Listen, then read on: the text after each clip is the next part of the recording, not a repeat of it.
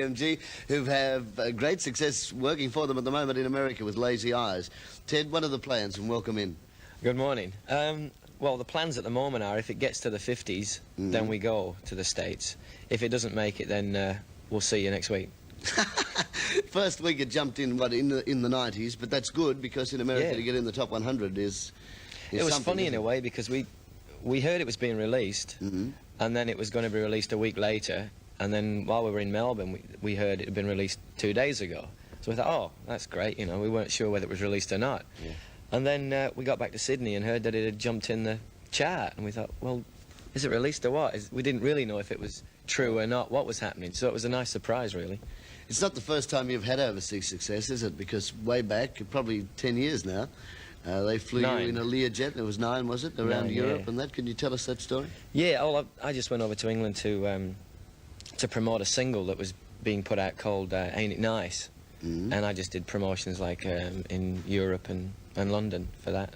You would have, at that time, been one of the earliest Aussies to sort of break away and go overseas, with the chance of making it over there. Yeah, I suppose it was very early on. I think some Easy Beats and a couple of people had done it, that sort of thing. Just prior to you, yeah. So it was, you know, it was very different for me at the time. It was Much great. pressure at that time?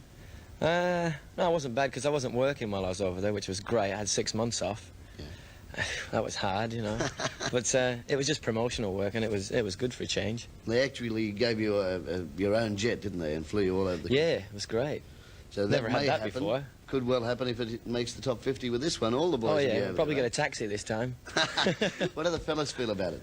Oh, they're all rap. I mean, it's the same as me. Like, none of us really knew whether it was released or not. So when we did hear, it was, you know, if only everybody else drank.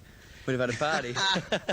What about the album that you've been working on? It's a live thing, isn't it? Oh, yeah, that's a bit funny, that one, because we did the live recording over the last tour and some of the pubs we just did in Melbourne. And we got into the studio last week to start mixing, and 2 of the concert tapes are missing, and nobody can find them. So after 2 days in the studio, we had to scrub it. Oh, so there will be no live album now? Not at the moment, unless they come up with the tapes really fast so we can get in and do it. Yeah. Otherwise, we're just rehearsing new numbers at the moment to put down a new recorded album. And you go back on the road when?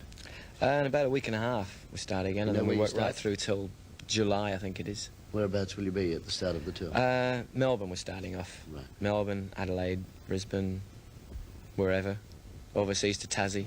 Travel a lot, don't you? A little bit. Get around. You earn everything, every bit of success that you might get with Lazy Eyes overseas, and I certainly